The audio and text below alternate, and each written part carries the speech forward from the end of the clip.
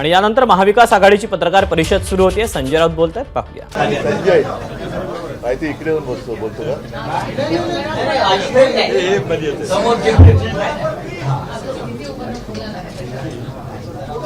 हा जरा उभं राहून त्यामुळे येत नाही या फ्रेम मध्ये. आज इकडे महाराष्ट्रातले जे सरकार आहे, ज्याला आपण गद्दारांचं सरकार म्हणतो, त्या गद्दारांचा पंचनामा करणार एक आरोपपत्र प्रसिद्ध करण्याचा इथे अर्थ कार्यक्रम होता. पण दुर्दैवानं काल याच भागामध्ये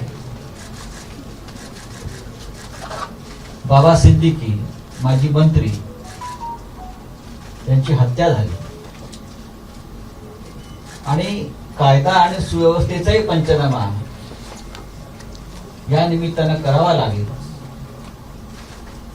अशा पद्धतीची ही पत्रकार परिषद आज होते. हे जे आरोपपत्र तयार करण्यात आलेलं आहे, गेल्या 2.5 वर्षामध्ये महाराष्ट्राची या गद्दारांच्या सरकारने कशा प्रकारे लूट केली, भ्रष्टाचाराचे कसे विक्रम मोडले, व्यभिचार, बलात्कार या बाबतीत महाराष्ट्राची ज्या पद्धतीने अवहेलना आणि बदनामी झाली, या सगळ्याचा पंचनामा या पुस्तकात आहे. या पुस्तकाचं प्रकाशन तर होईलच, आरोपपत्राचं प्रकाशन होईल, पण आपण सगळ्या इथे जमलेला आहात आणि सर्व प्रमुख नेते उपस्थित आहेत. प्रत्यक्ष पत्रकार परिषदेला सुरुवात होण्यापूर्वी या पंचनाम्या संदर्भात एक लहानसा व्हिडिओ इथे दाखवला जाईल. तो दाखवल्यावरती आपली पत्रकार परिषद सुरू होईल. सुरू कर.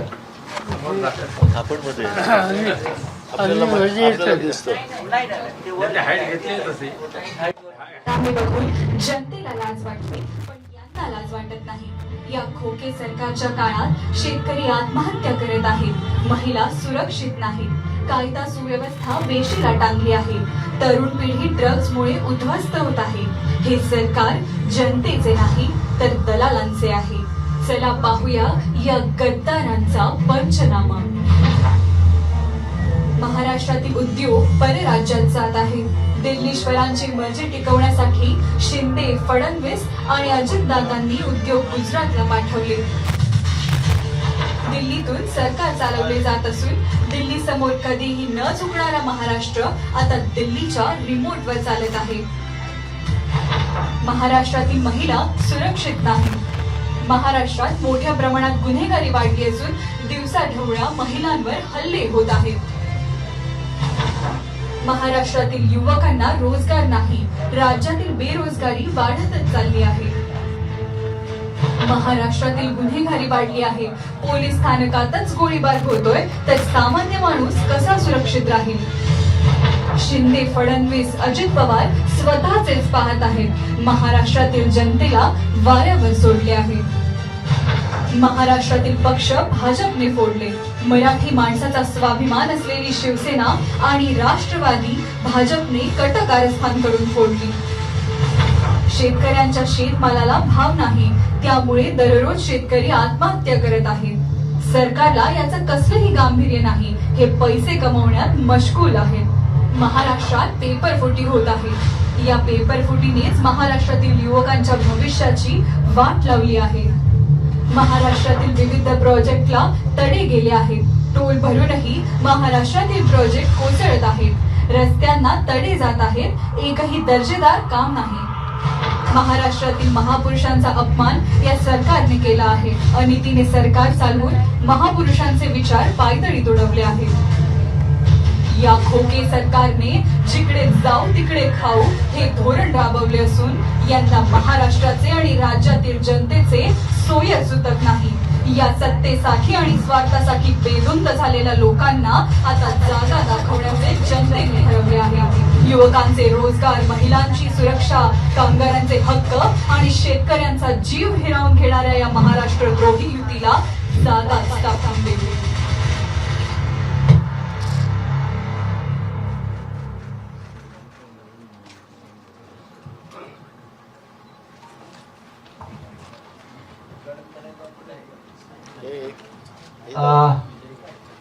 मला वाटतं आपण आता नेते आणि आपल्यातला संवाद सुरू करूया. हे दाखवून दे. हा, कुठला?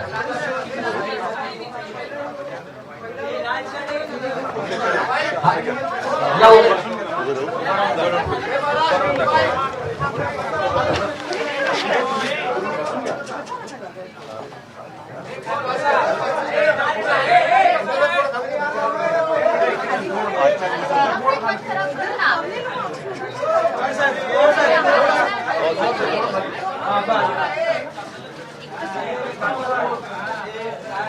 वाचन दिसतंय का?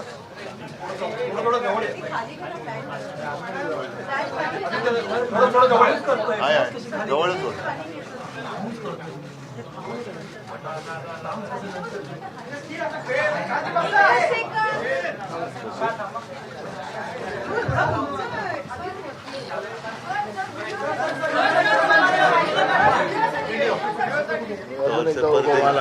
आता तुम्ही खाली जा. आता परत व्हिडिओ बघा.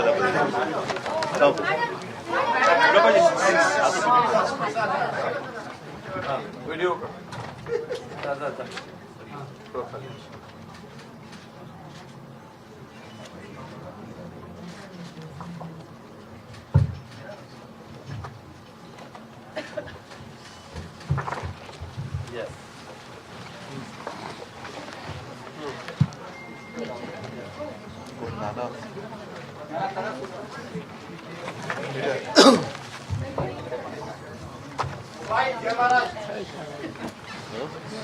पुरेसं बोलतोय.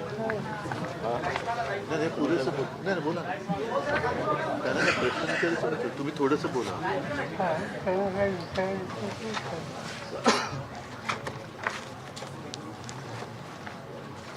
महाराष्ट्राच्या महायुतीच्या गद्दार सरकारचा पंचनामा आज महाविकास आघाडीच्या वतीनं आम्ही ठेवायसाठी या ठिकाणी आपले राष्ट्रीय नेते आणि आमचे सगळ्यांचे मार्गदर्शक शरद पवार साहेब, आदरणीय शिवसेना प्रमुख आमचे श्री उद्धव ठाकरे साहेब, माजी मुख्यमंत्री पृथ्वीराज चव्हाण साहेब, आदरणीय विरोधी पक्षनेते विजय वडेट्टीवार जी, आमच्या वर्षा गायकवाड जी, आदरणीय आदित्य ठाकरे जी, आदरणीय संजय राऊत जी, आदरणीय सुप्रियाताई, आदरणीय अनिल देसाई, आदरणीय अरविंद सावंत जी, आदरणीय विनायक राऊत, सगळी या ठिकाणी आम्ही उपस्थित आहोत. विशेष करून शाहू फुले आंबेडकरांच्या महाराष्ट्राला काळीमा लावण्याचा कलंकित करण्याचा या महायुतीच्या सरकारने, शिंदे फडणवीस अजित पवार सरकारने ज्या पद्धतीने पाप केलं ते पाप जनतेसमोर उघडकीस आणण्यासाठी आम्ही या ठिकाणी एकत्रित आलेलो आहोत.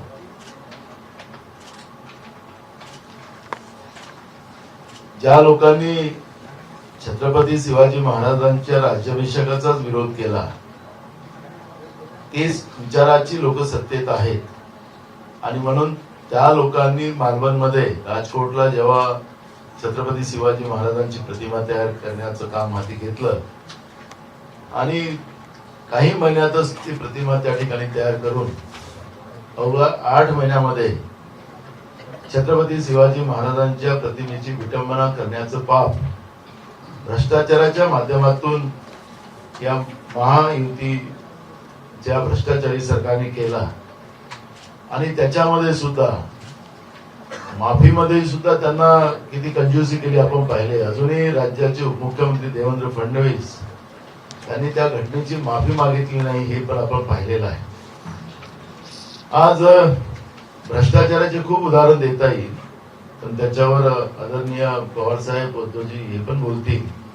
पण आपण पाहतोय की ज्या भागात आपण आज आहोत त्या भागातच काल झालेली घटना, आमचे माजी मंत्री आणि राज्याचे एक उमदा नेतृत्व बाबा सिद्दीकी यांची हत्या काल करण्यात आली आणि पूर्ण महाराष्ट्र त्याच्यामधून हादरून गेला.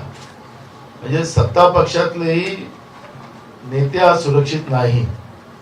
कालपर्यंत आम्ही सांगत होतो की शाळेमध्ये शिकणाऱ्या आमच्या 4 वर्षाच्या 5 वर्षाच्या मुली सुद्धा सुरक्षित नाही, महिला सुरक्षित नाही, या राज्यातले लोक सुरक्षित नाही. पण आज सत्ता पक्षातलेही नेते असुरक्षित नाही. तर मग महाराष्ट्रातल्या जनतेची आज काय स्थिती असेल हे सगळ्यात मोठं उदाहरण कालच्या घटनेमधून स्पष्ट होते आहे. राजीनामा अनेक लोकांनी मागितलेला आहे, पण आता यांचा राजीनामा नाही, यांना आता महाराष्ट्रातली जनता सत्तेतून उतरवेल अशी परिस्थिती आहे. या लोकांचं कायदा सुव्यवस्था हाच काही भाग नाही, स्वतःचं राजकारण आणि राजकारणाच्या पोळ्या कशा शिकता येईल याच्यावरच राज्यातल्या सरकारचं मानस आहे. आणि ते आपल्याला एक उदाहरण देऊन सांगेल की ते आपल्या राज्याच्या पोलीस महासंचालिका रश्मी शुक्ला यांना असंविधानिक पद्धतीनं त्या पदावर बसवलेलं आहे. महाराष्ट्रातल्या IPS अधिकाऱ्यांमध्ये 2 तुकडे, 2 नाही तर 3 तुकडे झाले असतील आणि त्याच्यामुळे राज्यातल्या कायदा सुव्यवस्थेचे 3-13 वाजलेले आहेत. आम्ही निवडणूक आयोगाकडे कंप्लेंट केली. आचारसंहितेनंतर निवडणूक आयोग काय करते आम्हाला त्याच्यावर नाही, काय करेल ती माहिती आपल्याला त्यावेळेस कळेल. पण मी आपल्याला या निमित्तानं सांगतो की स्वतःच्या राजकीय फायद्यासाठी अधिकाऱ्यांचा वापर करणं आणि महत्वपूर्ण पदावर यांच्या विचाराचे अधिकारी बसवायचे आणि लोकशाहीचा खून करायचे, ही पद्धत महाराष्ट्रामध्ये ही पहिल्यांदा सुरू झालेली आहे. आणि त्याचं सगळ्यात मोठं उदाहरण पोलीस महासंचालक रश्मी शुक्ला हा आहे. त्याचप्रमाणे शेतकऱ्यांचे तर फारच बेहाल आहे. राज्यामध्ये झालेल्या अतिवृष्टीमध्ये अजूनही कुठली मदत शेतकऱ्यांपर्यंत पोहोचली नाही. आमच्या सरकारमध्ये उद्धव साहेब मुख्यमंत्री असताना त्या सरकारमध्ये 50,000 प्रोत्साहन शेतकऱ्यांना देण्याचा निर्णय झालेला होता. आणि ज्या शेतकऱ्यांचे रेग्युलर कर्ज भरणारे होते त्यांना, पण कोरोनाच्या काळामध्ये आम्ही त्या काळात देऊ शकलो नाही.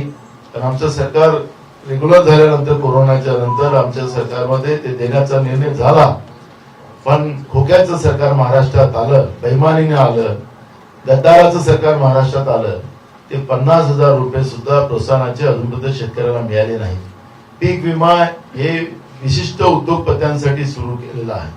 शेतकऱ्यांच्या नावानं राज्याच्या आणि केंद्राच्या तिजोरीतला पैसा, जनतेच्या घामाचा पैसा, मुठभर काही उद्योगपत्यांचा फायदा करण्यासाठी शेतकरी विमा योजना काढली गेली. आणि काही शेतकऱ्यांना 3 रुपये मिळाले पीक विम्याचे. अशा पद्धतीची शेतकऱ्यांच्या जखमेवर मीठ सोडण्याचं पाप केलं जातं. नैसर्गिक आपत्ती मोठ्या प्रमाणात आली. केंद्राची चमू सुद्धा पाहायला इथं येऊ शकली नाही, पण आंध्रामध्ये जाऊ शकली. कारण की आंध्राच्या भरोशावर केंद्राचं सरकार आहे. पण महाराष्ट्रातलं 2 इंजिनचं सरकार जे आहे, या महाराष्ट्रामध्ये शेतकऱ्यांवर आलेल्या आपत्तीमध्ये केंद्राची चमू सुद्धा या ठिकाणी डुबून पाहत नाही. केंद्र सरकार मदत करत नाही, राज्य सरकार मदत करत नाही. आणि म्हणून मोठ्या प्रमाणात रोज शेतकऱ्यांच्या आत्महत्या महाराष्ट्रामध्ये होतात. दररोज 7 शेतकऱ्यांच्या आत्महत्या महाराष्ट्रामध्ये होताना आपण पाहतो. हा सरकारी आकडा आहे. त्याच्यापेक्षा जास्त काही आकडे तर येऊ शकत नाही पुढं, त्याच्यापेक्षा जास्त शेतकऱ्यांच्या आत्महत्या महाराष्ट्रामध्ये होतात. पेपर फुटीच्या माध्यमातून तरुण शिकलेल्या मुला मुलींचं आयुष्य बर्बाद करण्याचं काम हे सरकार करते आहे. आणि म्हणून या सगळ्या व्यवस्थेला लगाम लावण्यासाठी आणि महाराष्ट्र पुन्हा दत्तवैभवामध्ये आणण्यासाठी महाविकास आघाडी म्हणून आम्ही एकत्रित या निवडणुकीच्या पुढे जातोय. आणि महाराष्ट्राची जनता या निमित्तानं महाविकास आघाडीच्या बाजूने, जसं लोकसभेमध्ये महाविकास आघाडीच्या बाजूने जनता उभी होती, तसंच त्याच्यापेक्षा जास्त महाविकास आघाडीच्या बरोबर येणाऱ्या विधानसभेतही जनता राहील अशी आमची सगळ्यांची अपेक्षा आहे. कारण की हे महाराष्ट्र वाचवणं हे आमचं सगळ्यांचं काम आहे. गुजरात धार्जनी जे सरकार आज महाराष्ट्रात आहे, महाराष्ट्रातले सगळे उद्योग गुजरातमध्ये पाठवण्याचं काम ते करतात आहे. गुजरात धार्जनी हे सरकार महाराष्ट्रद्रोही सरकार आणि शिवद्रोही सरकार महाराष्ट्रातून हद्दपार करणं हाच आमच्या महाविकास आघाडीचा एकमेव उद्देश आहे. आणि म्हणून आपल्या समोर इथं आलेलं आता आदरणीय उद्धवजी यांच्यावर आपली प्रतिक्रिया देतो.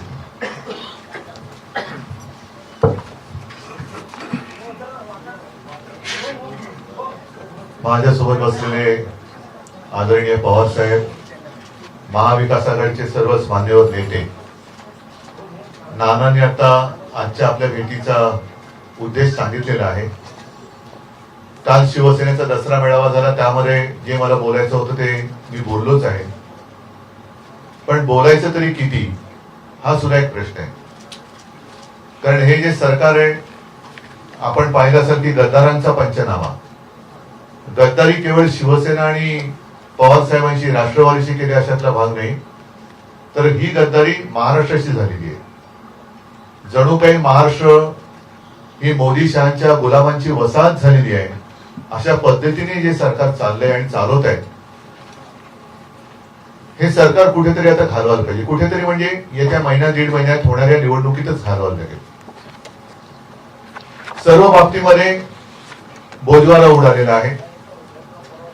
काल जी एक हत्या झाली बाबा सिद्दीकी, तसं पाहिलं तर आपल्या देशात मुंबई कदाचित एकमेव शहर असेल की ज्या मुंबईला 2 पोलीस कमिशनर आहेत. 2 पोलीस कमिशनर, आणखीन 5 वाढवा, काही हरकत नाहीये. जे ज्यांचे लाडके असतील ते सगळे त्यांना कमिशनर करा. पण कारभाराचं काय? महिला असुरक्षित आहेत, राजकारणी असुरक्षित आहेत, सत्ताधारी पक्षातले नेते असुरक्षित आहेत, मग सामान्य जनतेचं काय? एकूणच या गद्दारांना, गद्दारांच्या कुटुंबियांना, गद्दारांच्या सेवकांना जेवढी सुरक्षा दिली गेलेली आहे, ती सुरक्षा काढून तुम्ही जनतेसाठी का वापरत नाही? कारण यांना अगदी मला असं वाटतं यांच्या घरी धुळीभांडी करणाऱ्यांना सुद्धा सुरक्षा दिली असेल. ही सुरक्षा जनतेच्या सुरक्षेसाठी, पोलीस जनतेचे रक्षक आहेत. अशा पद्धतीने जर का महाराष्ट्राच्या राजधानीमध्ये हत्या होत असतील, महाराष्ट्रामध्ये महिलांवरती अत्याचार होत असतील, आणि जो एकूण पाडा, मला काय परत ते सांगायचं नाही, कारण एक फिल्म आपण बघितलेली आहात, नानांनी पूर्ण भूमिका विशद केलेली आहे. शेवटी कोणी काय करायचं? कारण हे सरकार आपल्या अंगाला काही लागू देत नाही. तुम्हाला सगळ्यांना आठवत असेल की काही महिन्यांपूर्वी आमच्या अभिषेक घोसाळकर या उमद्या तरुणाची हत्या झाली. साहजिकच आहे, ही जबाबदारी गृहमंत्र्यांची आहे. गृहमंत्री त्यांची मोठमोठी होर्डिंग लावतात, पण कारभाराची जबाबदारी घेत नाही. त्यावेळेला जे देवेंद्र फडणवीस बोलले होते, त्यांचा राजीनामा मागितल्यावर, की उद्या गाडीखाली कुत्रं जरी आलं तरी तुम्ही आमचा राजीनामा मागाल. म्हणजे तुमच्या राज्यात सर्वसामान्यांच्या जीवाची तुलना तुम्ही कुत्र्यासोबत करता. मग तुम्ही राज्यकर्ते म्हणून राहायच्या लायकीचे नाहीये. संपूर्णपणे उदयपट्टी करणारं, महाराष्ट्र लुटणारं हे सरकार, ज्यांना कारभाराची जबाबदारी घेण्याची हिंमत नाहीये, पण जाहिरातीच्या माध्यमातून मोठमोठ्या जाहिराती चालल्यात. अगदी काही नामवंत सिने तारे यांना घेऊन ह्या जाहिराती चालल्यात. कोणाचे पैसे आहेत? तुम्ही जरी त्यांचा वापर करून टीव्हीवरती आणि पेपरमध्ये जाहिराती जरी देत असलात, तरी जाहिराती बघणारी आणि स्वतःचा अनुभव तपासून बघणारी लोक ही एकच आहेत. तुम्ही जो काय पैसा तुमच्या जाहिरातबाजीवरती उधळतात, तेवढा पैसा माझ्या जनतेच्या सुरक्षेवरती का नाही लावत तुम्ही? आणि असे अनेक प्रश्न आहेत, जे प्रश्न आम्ही येत्या निवडणुकीच्या प्रचाराच्या वेळेला मांडूच. पण आज पहिल्या प्रथम हा गद्दारांचा पंचनामा, आणि जसं संजय राऊत आपण म्हणालात तसं पाहिजे तर एक आरोपपत्र, हे आरोपपत्र या निष्क्रिय सरकारबद्दल, अत्याचारी आणि भ्रष्टाचारी सरकारबद्दल, सरकारवरती आम्ही जनतेच्या न्यायालयात मांडत आहोत. जनता जनार्दन या सगळ्याचा न्याय निवाडा करेल अशी आम्हाला अपेक्षा नव्हे, खात्री आहे, विश्वास आहे. आणि म्हणूनच जनतेसाठी आम्ही लढत राहू, महाराष्ट्रासाठी लढत आहोत, आणि महाराष्ट्राला कोणाचाही गुलाम होऊ देणार नाही. हे मी काल सुद्धा बोलले, ते परत एकदा बोलतो की शाहू फुले आंबेडकरांचा हा महाराष्ट्र आम्ही मोदी शहांचा होऊ देणार नाही, ही शपथ घेऊन आम्ही मैदानात उतरलेलो आहोत. यापुढे 1-2-3 दिवसात निवडणुकीची घोषणा होईल अशी एक साधारणतः अपेक्षा आहे. कारण ज्या पद्धतीने हे एक निर्णय नुसते उधळपट्टी चाललेले निर्णयाची अंमलबजावणी कशी करणार याला काहीच उत्तर नाहीये. पण हे वातावरण, निवडणुका आता समोर आल्यात हे दाखवते, आणि या निवडणुकीत जनतेने या सरकारला आता घरी पाठवावं हीच अपेक्षा आम्ही करतो आहोत. पवार साहेब, आपण आपले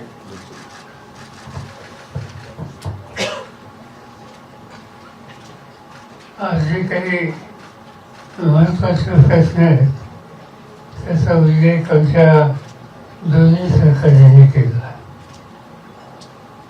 आता चिंता एका गोष्टीची आहे की महाराष्ट्र राज्य याचा एक वेगळा लौकिक होता प्रशासनाच्या संदर्भात. देशामध्ये एक काळ असा होता की उत्तम ॲडमिनिस्ट्रेशन, उत्तम प्रशासन लोक महाराष्ट्राकडे किंवा जुन्या मुंबई राज्याकडे बघायचे किंवा तामिळनाडूकडे बघायचे. आज ज्यांच्या हातामध्ये सत्ता आहे आणि ते ज्या पद्धतीनं प्रशासकीय निर्णय घेतात याची सामान्य लोकांच्या टिंगल व्हावी अशी स्थिती त्यांनी निर्माण केली. गेल्या 1.5 महिन्यामध्ये मंत्रिमंडळाने किती निर्णय घेतले, त्या निर्णयाच्या संबंधीची अंमलबजावणी होण्याची शक्यता किती आहे त्याचा आढावा घेतला तर या राज्याच्या प्रशासनाच्या संबंधीचा लौकिक हा संबंध देशामध्ये उद्ध्वस्त झाल्याशिवाय राहणार आहे. आणि त्यामुळं आज ॲडमिनिस्ट्रेशन सुद्धा संबंध डिमॉर्गनाइज झाली आहे. शासकीय यंत्रणेशी कधी सुसंवाद साधायची संधी मिळते त्यावेळेला प्रशासन यंत्रणा कशी उद्ध्वस्त झाली त्याचे किस्से ऐकायला मिळतात आणि त्याची शेवटी किंमत महाराष्ट्रावर आणि महाराष्ट्रातल्या सर्वसामान्य जनतेच्याच होते. आणि म्हणून प्रशासन उद्ध्वस्त करणारं काम ज्यांच्याकडून झालं त्यांच्या हातातून महाराष्ट्राला वाचवावं लागेल, त्यांच्या हातातून सत्ता काढून घ्यावी लागेल. आणि या कामाच्यासाठी आम्ही सामूहिकपणे प्रयत्नाची पराकाष्ठा करू. तेव्हा सगळ्यांची साथ त्याच्यामध्ये मिळेल अशी अपेक्षा. प्रश्न विचारला. सर, एक प्रश्न असा निर्माण होतो की ज्याप्रमाणे काल हत्या झाली बाबा शिंदेची, त्या प्रकरणामध्ये पोलिसांनी तडकाफडकी 2-3 लोकांना पकडलं, पण त्यावरही संशय व्यक्त केला जात आहे. तुमचा संशय तो आहेच का की जे पकडले गेले आरोपी ते आरोपी खरे आहेत की खोटे आहेत? सरांना आपल्या दोघांना पवार साहेब, हां. असं की त्या संबंधीची ऑथेंटिक पोलिसी माहिती आमच्याकडे नाही. पण त्यामुळे इन्व्हेस्टिगेशनच्या स्टेजमध्ये ही मॅटर अतिशय गंभीर गुन्हा आहे. आणि अशा काळामध्ये पूर्ण माहिती नसताना जेणेकरून इन्व्हेस्टिगेशनच्या यंत्रणेवर काहीतरी विशेष करावं होईल असं भाष्य आम्ही कोणी करणार नाही. ही जबाबदारी राज्य सरकारची, गृहमंत्र्याची पूर्णपणाने आहे. आणि त्या संबंधीचे रिझन हे त्यांनी देता येत नाहीत हे दिसतंय, तर त्यांना सतत त्याग करण्याशिवाय दुसरा पर्याय नाही. आपण जनतेसमोर प्रश्न जे आहेत ते मांडलेले आहेत, मुद्दे मांडलेले आहेत, आरोप केलेले आहेत, पण उत्तरसाठी जनता कुठे बघणार? म्हणजे आपलं सॉल्युशन काय आहे? जे काही गव्हर्नमेंटने केलेला स्कॅम आहे, जे काही तडकाफडकी बदली आहे, त्यासाठी सॉल्युशन आता दिवस फार थोडे राहिले. आताच उद्धव ठाकरेंनी सांगितलं की कदाचित 2-3 दिवसामध्ये आचारसंहिता आणि निवडणुकीचा कार्यक्रम जाहीर होईल. आणि ही निवडणुकीची प्रक्रिया संपल्याशिवाय याला आता उत्तर मिळणार नाही.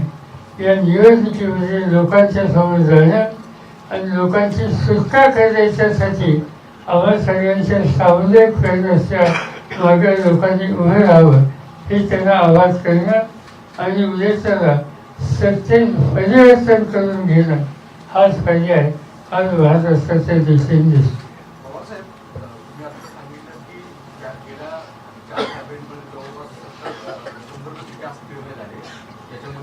बहुतेक वेगवेगळ्या छोट्या घटकांच्या समाज महामंडळाची घोषणा सरकारकडनं करून दिसते. हरियाणामध्ये झालेल्या निकालांच्या नंतर पोलरायझेशन ज्या पद्धतीने झालं त्याचाच भाग म्हणून छोटे छोटे घटक पक्षांचे, छोटे छोटे जाती जमातीचे महामंडळ करण्याचा निर्णय सरकार घेत आहे का आणि त्यांना आपूस जवळ करून पाहत आहे का? यापूर्वी महाराष्ट्र सरकारने काही महामंडळं पूर्वी सरकारने नेमलेली होती, त्याची उपयुक्तता नाही.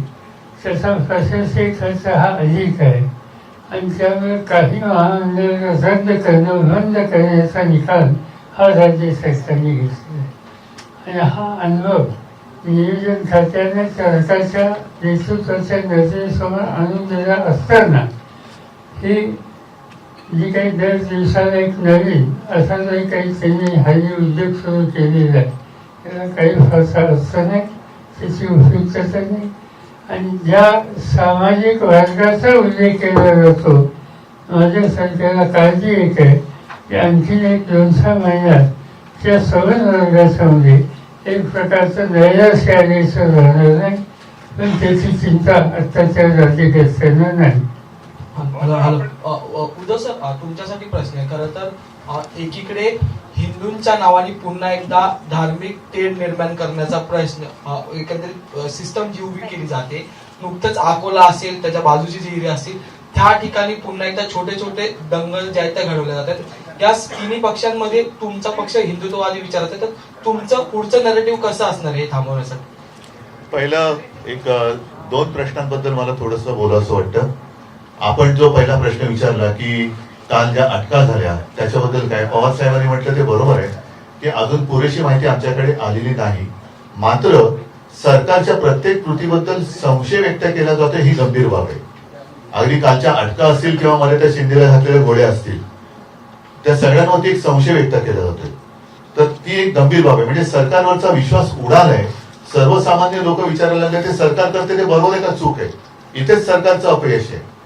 आणि दुसरा मुद्दा जो आपण विचारला की याच्यावरती सोल्युशन आम्ही जाहीरनाम्यामध्ये मांडणार आहोत आणि त्याही पेक्षा 2.5 वर्ष आम्ही काम करून दाखवलेले आहे.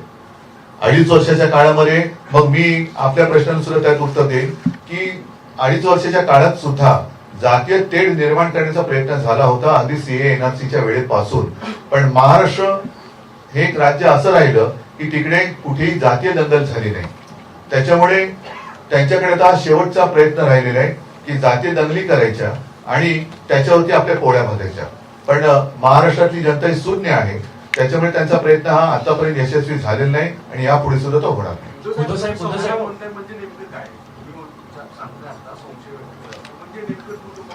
संशय व्यक्त केला जातो म्हणजे टू द पॉइंट संशय व्यक्त केला जातो. म्हणजे संशय व्यक्त म्हणजे खरं आहे की खोटं आहे. काल सुद्धा ज्या अटका झाल्या आता त्याची माहिती आमच्याकडे नाहीये नेमकं कोण पकडले गेले कशासाठी त्याच्या मागचा उद्देश काय होता. एक गोष्ट नक्की की समजा अटका झाल्या असतील तरी एवढी ही हत्या होईपर्यंत 2 पोलीस कमिशनर असून त्यांचे सगळे इंटेलिजंट काय सगळे मोठी म्हणजे अगदी आमचं सरकार होतं तेव्हा नाना पाटोळेंचा फोन सुद्धा टॅप केला जायचा. म्हणजे एवढं आमच्यावरती जेवढं लक्ष आहे तेवढं गुन्हेगारांवरती का नाहीये. आम्ही तर तुमच्या समोर तुमच्या ज्या काही सगळ्या ईडी वगैरे त्या गोष्टी वेगळ्या पण आयबी सीबीआय हे कशासाठी तुम्ही विरोधकांना खतम करायला ते वापरताय आणि गुन्हेगार मोकाट फिरताय. गुन्हे चालू आहे.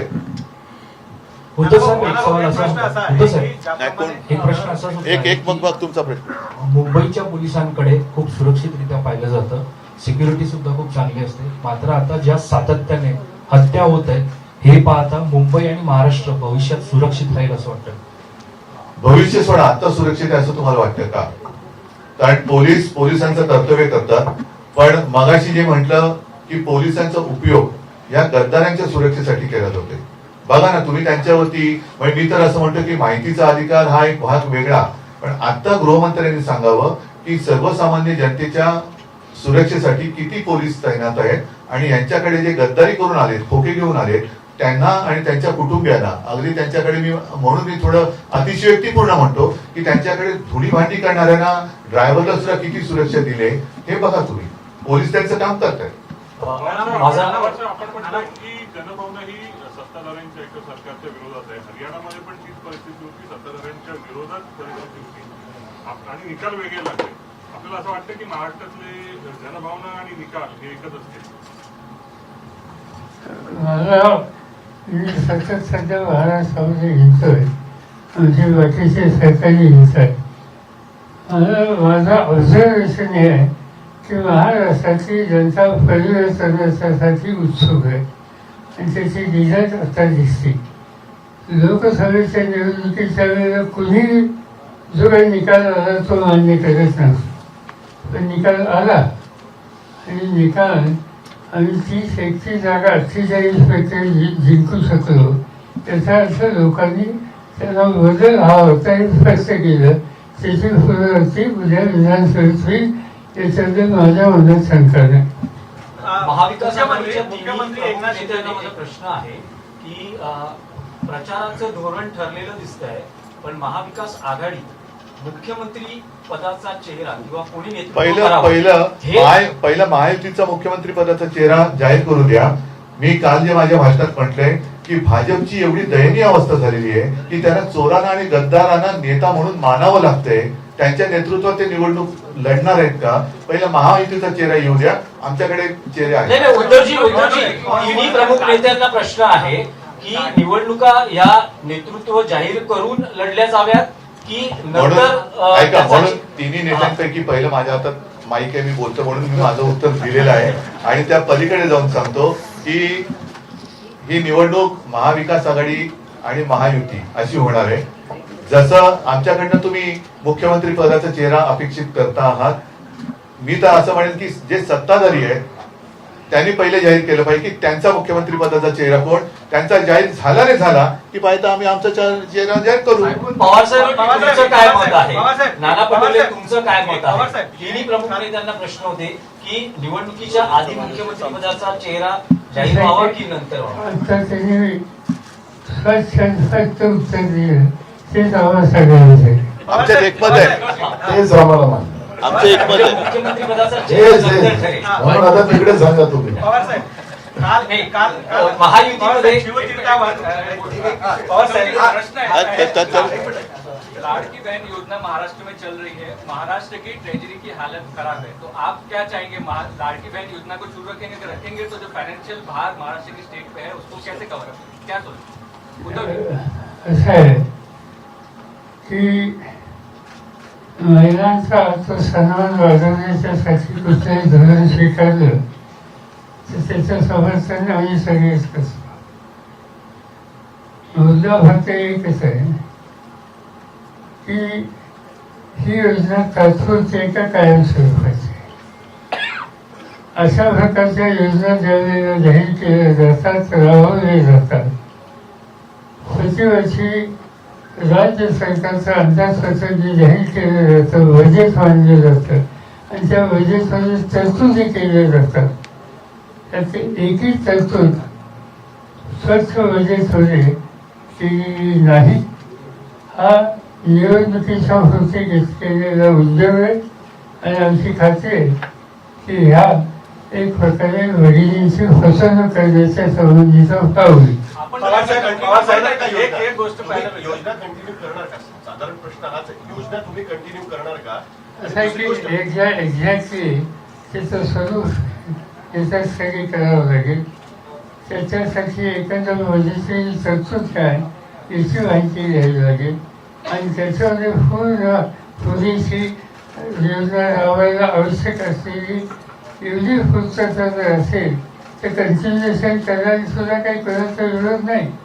पण ती तात्पुरती होणार नाही अशी खात्री आम्हा लोकांची व्हायची पाहिजे आणि ज्यांना लाभ होणार आहे त्यांची व्हायची पाहिजे.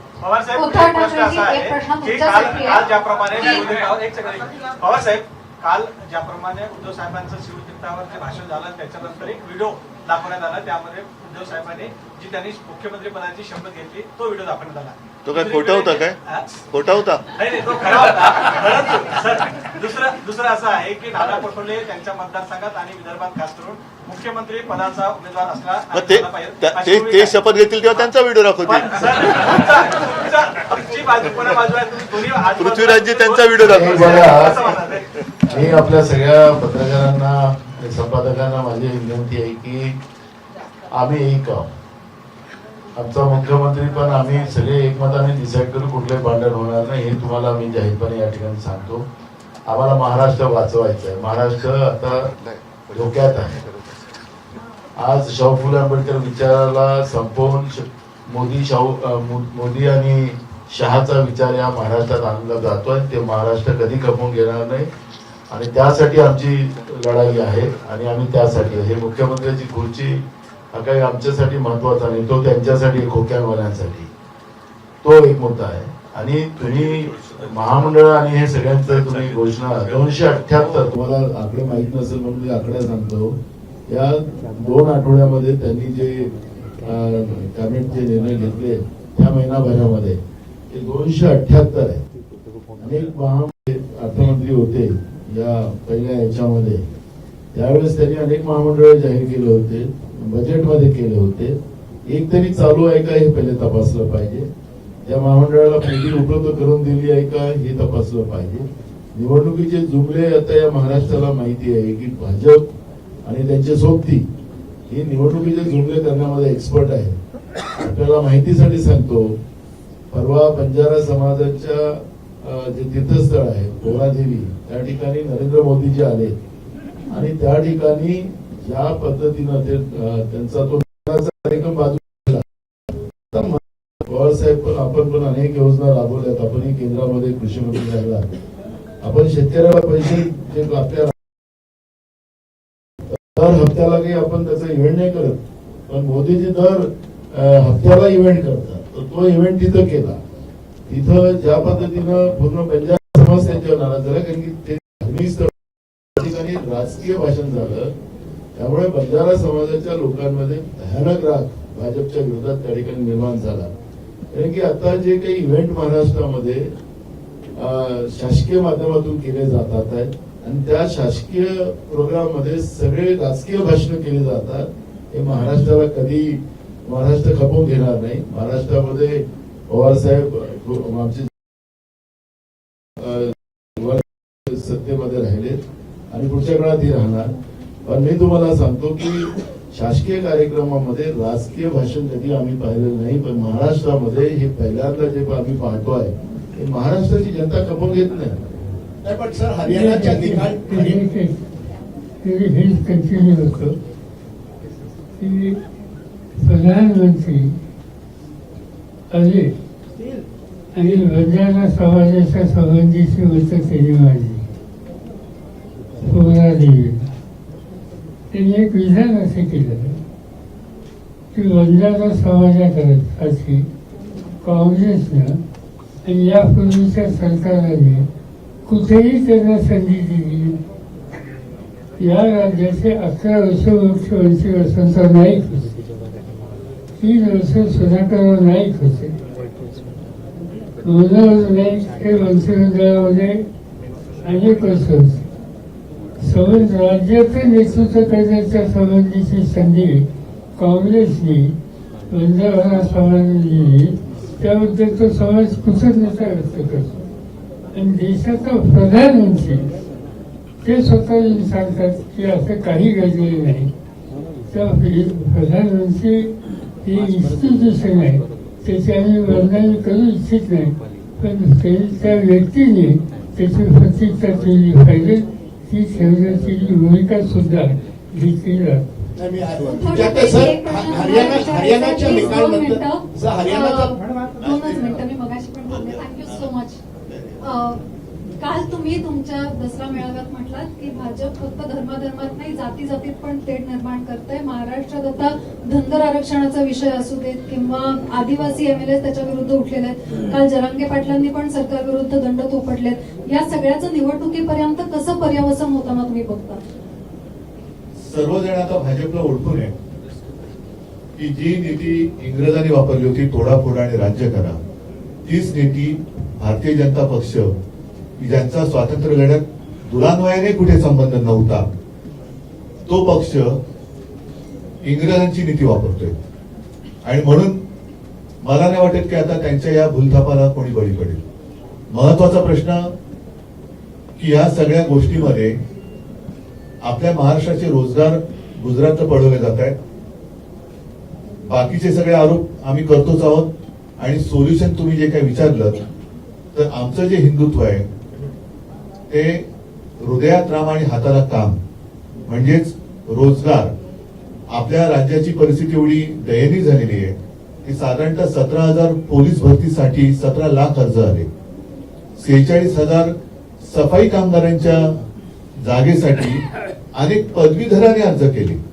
म्हणजे हे तर असं दुर्भाग्य मला नाही वाटत देशात किंवा इतर जगात कुठे आलं असेल की पदवीधर शिकले सवरलेली माणसं त्यांना रोजगार मिळत नाही. ते रोजगार त्यांच्या हक्काचे डोळ्यात देखत मोदी आणि शहा गुजरातला घेऊन जात आहेत. आणि हा माझा शिकलेला तरुण आणि शिकलेल्या युवती सुद्धा सफाई मजुरासाठी जर का ऍप्लिकेशन करणार असतील तर याच्यासारखं दुसरं दुर्भाग्य मला नाही वाटत महाराष्ट्राचं आहे. म्हणून आमची प्राथमिकता की जसं काल आदित्यने सांगितलं की जॉब जॉब आणि जॉब, रोजगार रोजगार रोजगार. जर सर्वसामान्य माणसाच्या घरातली चूल नाही पेटली तर या धार्मिक भावना भडकून काय मिळणार आहे. जातीपातीमध्ये तेढ निर्माण करून शेवटी घरातली चूल नाही पेटणार, घरं पेटणार आहे. आम्हाला घरं नाही पेटवायची, आम्हाला घरातल्या चुली पेटवायच्या.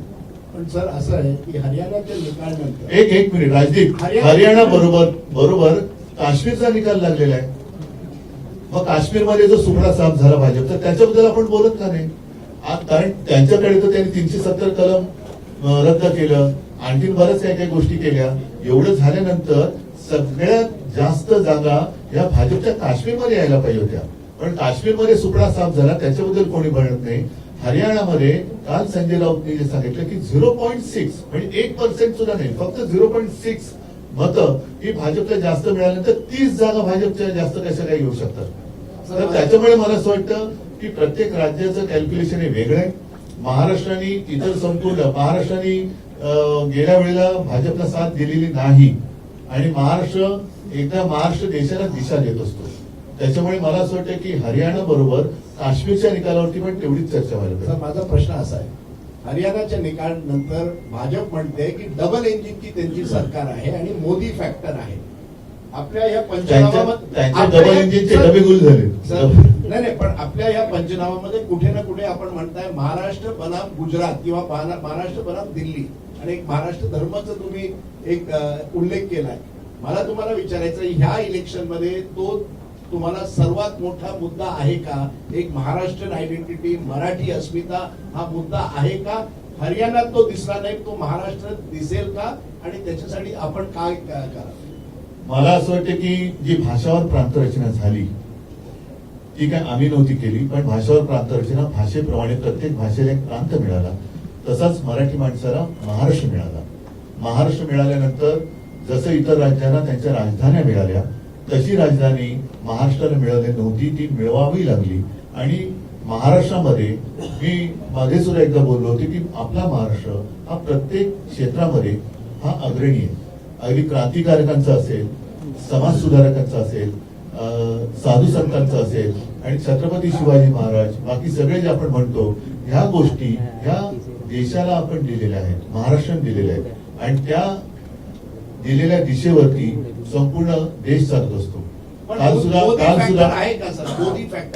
मोदी फॅक्टर हा गुजरातमध्ये जरूर असेल, गुजरातमध्ये असेल. आता महाराष्ट्रामध्ये मोदी फॅक्टर चालत नाही, आता महाराष्ट्राचा ट्रॅक्टर चालतो. सामनामधल्या एडिटोरियल मध्ये हरियाणामध्ये जे आलेलं होतं चला मला असं वाटतं बऱ्याच गोष्टी झालेल्या आहेत. 2019 ते 2024 महाराष्ट्रातल्या मतदारांनी जो राजकीय अनुभव घेतला आहे, सत्ता स्थापनेनंतर वेगवेगळ्या युत्या आघाड्या होतात. तुम्ही महाराष्ट्रातल्या मतदारांना काय विश्वास देणार आहात? सत्ता स्थापनेनंतर आघाडी किंवा महायुती काही वेगळ्या पद्धतीचं राजकीय समीकरण सत्ता स्थापनेसाठी महाराष्ट्रात निर्माण होणार आहे? 2019 ते 2024 हा कालखंड महाराष्ट्राच्या राजकारणामधला अतिशय महत्वाचा आहे. एक गोष्ट नक्की की 2019च्या निवडणुकीपूर्वी आमची आणि भारतीय जनता पक्षाची युती होती, म्हणजे शिवसेनेची आणि भारतीय जनता पक्ष. आणि त्यावेळेला मी स्पष्ट केलं होतं तुमच्या सगळ्यांच्या समोर देवेंद्र फडणवीसांनी आमच्या युतीचं एक धोरण सांगितलं होतं. ते तुम्हीच तुमच्या तेव्हाच्या क्लिप्स काढल्या तर मिळतील.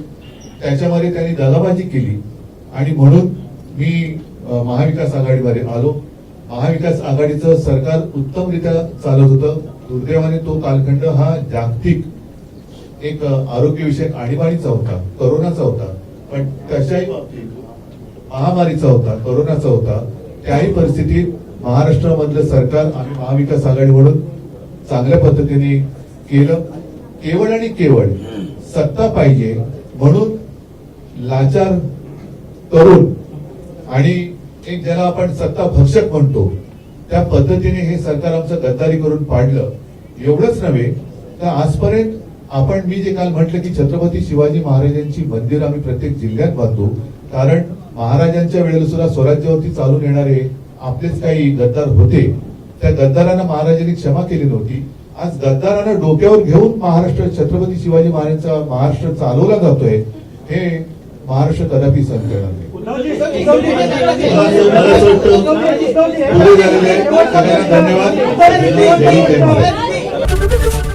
एबीपी माझा, उघडा डोळे बघा नीट.